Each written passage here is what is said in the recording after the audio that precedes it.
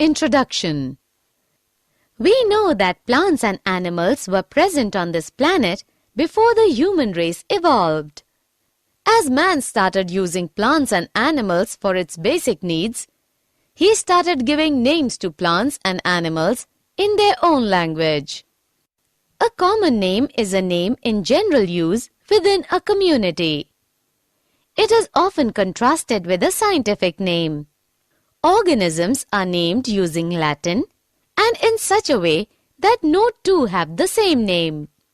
We know that taxonomy is the branch of biology concerned with identifying, naming, and classifying organisms. Objectives. At the end of this lesson, you'll be able to identify taxonomy categories, understand species, understand genus, find the types of family, understand types of order, understand class, understand phylum, study about kingdom, find out various taxonomical aids, understand how to make a herbarium, find out about various botanical gardens, understand what is museum, find out about various zoological park, and understand what is key. Taxonomy. Naming and identifying organisms began with Greeks and Romans. Aristotle classified organisms into groups such as horses, birds, and oaks. He said that living things were either plants or animals. In the Middle Ages, organisms were described using long Latin descriptions. John Ray, 1627 to 1705, argued that each organism should have a set name, otherwise men cannot see and record accurately.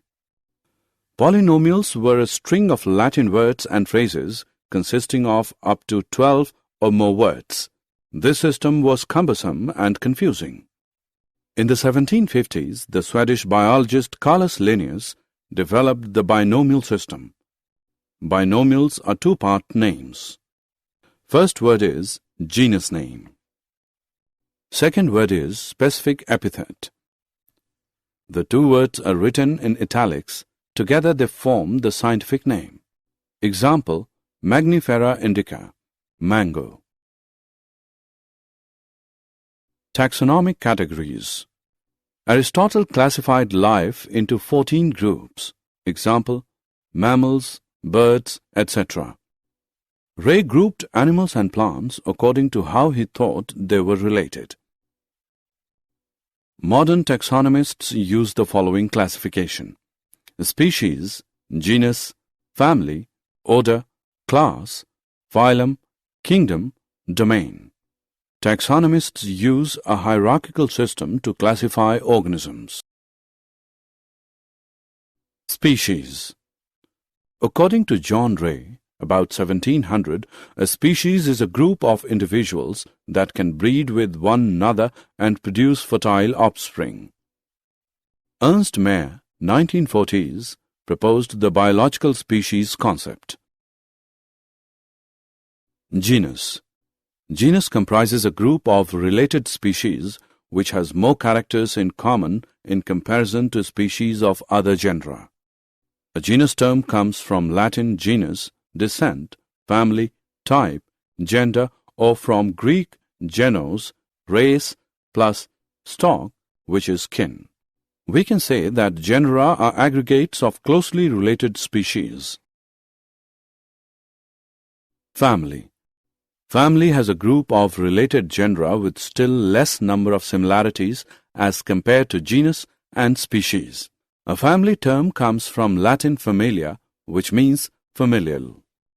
Example, we can say potato, tomato, and brinjal belong to Solanaceae family, while lion, leopard, tiger, etc. come under family Felidae. Order. A group of closely related families having certain common characters. An order term comes from Latin ordo, series, row, order. Example, plant families Solanaceae and Convolvulaceae are included in the order Polyvomoniales, while animal families like Felidae and Cancidae come under order Carnivore. Class: a group of closely related orders having certain common characters. A class term comes from Latin classis, a class or order, sort, kind. Example: class Mammalia. Phylum: in biology, a phylum is a taxonomic rank below kingdom and above class. A group of closely related classes having certain common characters. In botany, phylum is equivalent to division. Kingdom: the kingdom or regnum is a taxonomic rank in either the highest rank or the rank below domain. Each kingdom is divided into smaller groups called phyla. A system of 6 kingdoms is Animalia, Plantae, Fungi, Protista, Archaea, Bacteria, while some consider only 5 kingdoms: Monera, Protista, Fungi, Plantae, Animalia. Domain: domain is the highest taxonomic rank of organisms, higher than a kingdom. It is also called superregnum, superkingdom, or empire. According to Carl Woese, there are 3 domains: Archaea, Bacteria, Eukaryota. Taxonomic aids: storehouses of information and specimens which can help in identification and classification of organisms are called taxonomic aids. There are several taxonomic aids like herbaria, botanical gardens, museums, and zoological parks. Herbarium: herbarium is a storehouse of collected plant specimens that are dried, pressed, and preserved on sheets. Further, these sheets are arranged according to a universally accepted system of classification. These specimens, along with their description on herbarium sheets, become a storehouse or repository for future use. The herbarium sheets also carry a label providing information about date and place of collection, English, local, and botanical names, family, collector's name, etc. These specimens may be whole plants or plant parts.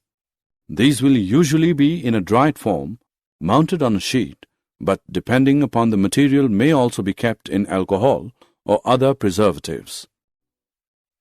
The specimens in a herbarium are often used as reference material in describing plant taxa. Some specimens may be types.